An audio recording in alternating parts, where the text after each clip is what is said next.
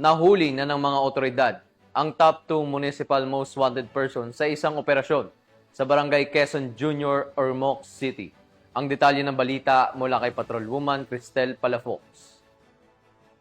Ng mga otoridad ang nakatalagang top 2 municipal most wanted person na may kasong rape sa Barangay Quezon Junior, Ormoc City. Bandang alas 7:16 ng gabi nang maaresto ang akusado ng mga tauhan ng Ormoc City Police Station 6 sa bisa ng warrant of arrest para sa kasong rape na walang nirekomendang piyansa. Dinala ang akusado sa Ormoc City Police Station 6 para sa kaukulang dokumentasyon at tamang disposisyon. Ang pambansang pulisya ay patuloy nakikilos laban sa mga taong lumalabag sa batas upang mapanatili ang kaayusan, katahimikan at seguridad ng bawat mamamayan. Dahil sa bagong Pilipinas, ang gusto ng pulis, ligtas ka.